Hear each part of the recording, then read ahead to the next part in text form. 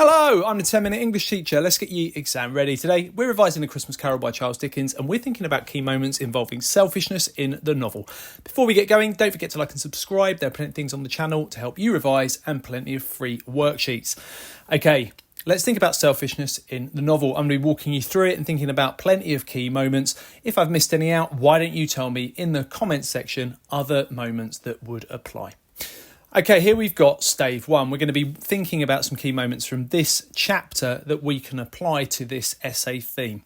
So, selfishness. At the beginning, we find out that Scrooge is as solitary as an oyster and also a tight-fisted hand at the grindstone. So we establish very early on, right at the beginning of the novel, that Scrooge is a selfish character.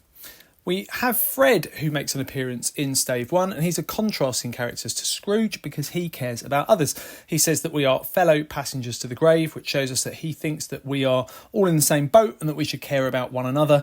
This is something that makes him a more contented and happy character, and he is a contrast to Scrooge in the fact that he is not selfish. We have charity collectors that come and visit Scrooge, and he says to them, "Are there no prisons?" So Scrooge is a selfish character who thinks that the poor should be punished. Another moment that we can link to selfishness involves Scrooge returning home after his day at the counting house.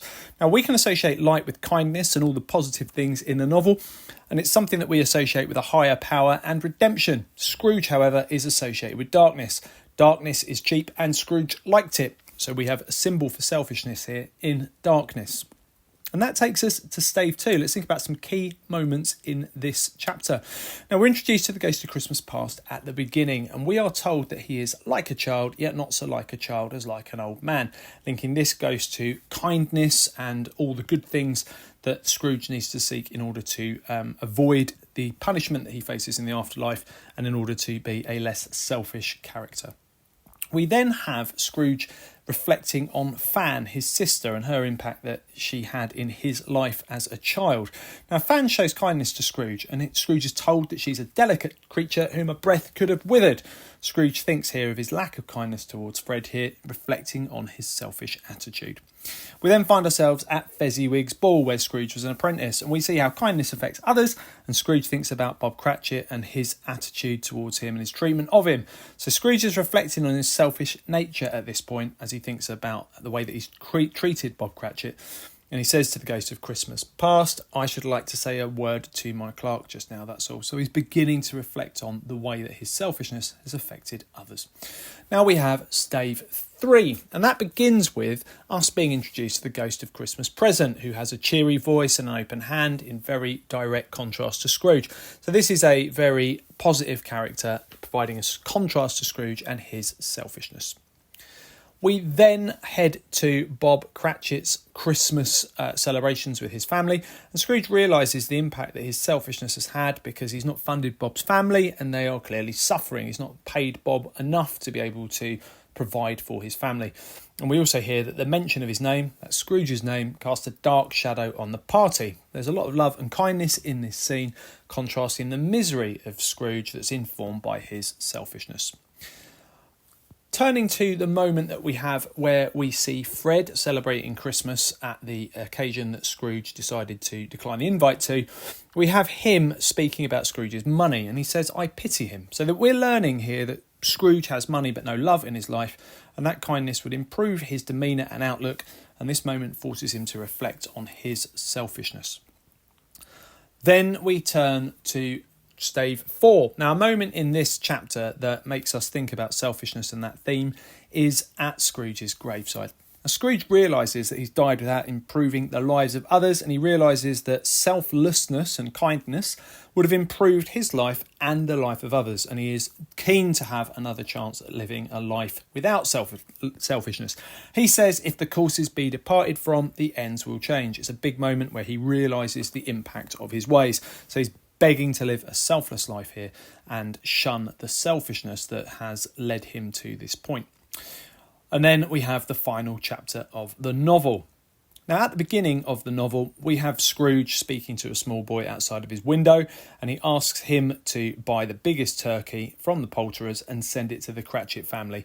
And he also pays the charity collectors in the street when he comes into them. So these moments do reflect the change in Scrooge, echoing the moments that took place in Stave 1 and providing a contrasting ending here to the novel.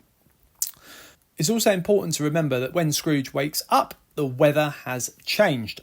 Now, I've skipped back here and I've started to think about something that I'd forgotten to mention, the fact that when Scrooge wakes up, the weather is different. If you're writing an essay, you don't have to write your essay in chronological order. You can think, hang on, there's a great moment from earlier in the novel, and you can write a paragraph about that, just as I'm doing here.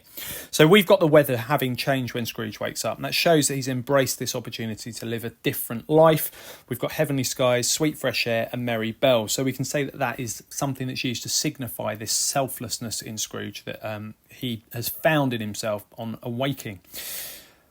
And at the end of the novel, we've got Scrooge saying that he's going to raise Bob's salary, and his kindness towards Tiny Tim and his selflessness and his choosing to live a life without selfishness means that Tiny Tim survives and prospers as a happy conclusion to the novel. Scrooge's selflessness is also something that informs a happier life for him. So the fact that he's not a selfish character at the end means that he is somebody who embraces love and laughter. And that's how Dickens chooses to end the novel. Now, what I've managed to do there is give you a very quick whistle-stop tour of key moments from across the text. If you're in the exam, all you're needing to do is use a couple of key quotes from the extract that you're provided with, and then it's over to you to think about key moments from your memory. If you've got a really good working understanding of the novel, you should be able to pick a range of key moments to inform your essay, and you're looking for 6 or 7 of them in writing that.